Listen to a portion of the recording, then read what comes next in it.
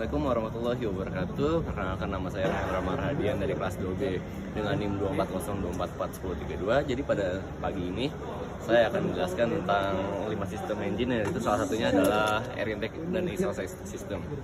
Jadi pada air intake and exhaust system itu yang ada yang namanya itu brake cleaner.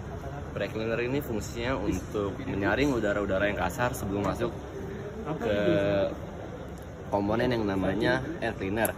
Dan pada saat di air cleaner ini, udara-udara yang tadi yang sudah disaring oleh brake cleaner ini kan menjadi halus ya, dan masuk ke air cleaner ini untuk disaring lagi untuk menjadi lebih halus. Dan setelah itu masuk melalui yang namanya kompresor, dan kompresor ini digerakkan oleh turbin.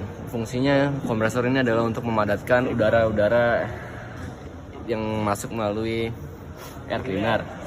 Dan setelah dari kompresor ini ada yang namanya udara tersebut masuk melalui intake manifold, dan setelah intake manifold ini udara tersebut masuk ke ruang bakar yang namanya combustion chamber. Dan setelah masuk ke ruang pembakaran, udara tersebut keluar melalui exhaust manifold dan masuk melalui turbin. Dan setelah dari turbin, udara tersebut keluar melalui muffler dan juga exhaust cooling system. Jadi pada cooling system ini yang pertama itu ada nama komponen yang namanya itu adalah radiator. Radiator itu untuk menampung cairan yang bernama coolant. Dan setelah dari radiator itu ada yang namanya water pump.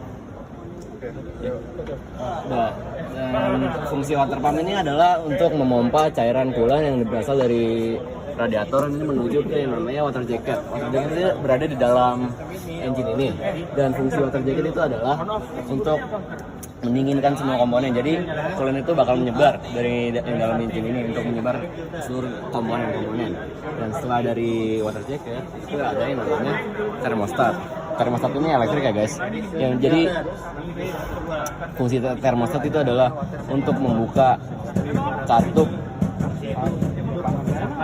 Jadi ketika suhu coolant terlalu panas atau berlebih, jadi katup pada thermostat ini akan terbuka, dan coolant yang terlalu panas berlebih tadi akan kembali ke namanya radiator untuk didinginkan oleh fan. Dan setelah coolant tersebut kembali dingin, dan setelah itu akan menuju ke yang namanya itu reservoir dan akan tersimpan di sini.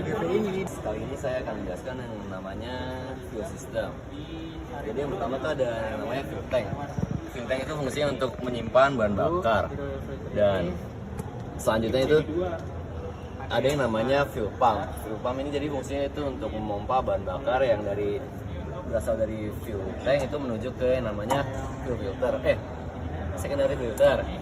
Secondary filter ini fungsinya untuk menyaring bahan bakar untuk menjadi lebih bersih. Dan setelah dari secondary filter, bahan bakar tersebut disaring lagi oleh yang namanya primary filter untuk disaring lebih lanjut lagi agar lebih bersih.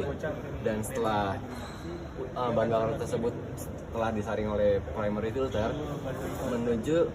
selanjutnya itu menuju ke yang namanya water separator. Jadi water separator ini fungsinya itu untuk memisahkan antara bahan bakar dengan air. Dan setelah dari water separator, bahan bakar tersebut akan masuk ke yang namanya ruang pembakaran. Dan apabila bahan bakar itu overload atau berlebih, bahan bakar itu akan kembali menuju ke yang namanya FIP atau fuel injector pump.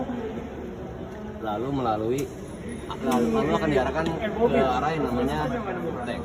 Pada kali ini saya akan menjelaskan yang namanya starting dan charging system pada 5 sistem engine. Jadi komponen yang pertama itu adalah aki atau baterai.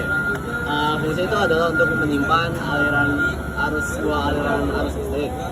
Dan setelah dari baterai ini ada yang namanya key switch. Key switch ini berfungsi untuk menyalakan atau mematikan sebuah aliran listrik. Dan di dalam ini tuh ada yang namanya starting relay. Starting relay ini berfungsi sebagai safety untuk memutus aliran listrik yang misalnya berlebihan. Dan setelah itu menuju ke yang namanya starting motor. Dan starting motor tuh ada yang namanya solenoid dan juga pinion gear. Dan jadi pada saat solenoid mundur, si pinion gear ini akan maju untuk menggerakkan yang namanya flywheel. Dan flywheel ini setelah dia bergerak, dia akan menyalakan sebuah engine yang mana engine tersebut akan menciptakan energi kinetik. Itu berarus listrik juga, berarus listrik AC. Dan setelah itu menuju ke yang namanya alternator. Dan alternator ini fungsinya itu untuk mengalirkan atau menyimpan sebuah energi listrik. Jadi sebelum energi listrik AC ini bisa berubah ke DC, ada itu namanya komponen yang namanya dioda untuk mengubah aliran listrik AC menjadi DC. Dan setelah aliran listrik tersebut diubah menjadi DC, baru tuh aliran listrik tersebut akan kembali ke yang namanya baterai atau aki atau yang biasa disebut charging. Kali ini saya akan menjelaskan yang namanya lubrication system pada 5 sistem engine ya. Jadi di lubrication system itu ada yang namanya komponen yang namanya oil pan atau biasa ya disebut oil pan. Jadi fungsinya itu untuk menyimpan oli tersebut, dan setelah dari oil pan tersebut, cairan tersebut akan menuju ke yang namanya inlet stream untuk difilter lagi secara garis besar kayak kotoran-kotoran besar yang mengubah gitu. Dan setelah dari inlet stream ini akan menuju ke yang namanya oil pump yang ada dalam ini untuk dipompa menuju ke yang namanya filter, untuk difilter sekali lagi untuk memastikan bahwa oli tersebut benar-benar bersih. Dan setelah dari oil filter ini, tentu saja oli-oli tersebut akan menuju ke yang namanya turbocharge dan juga engine gallery untuk dilumasi kedua oli tersebut.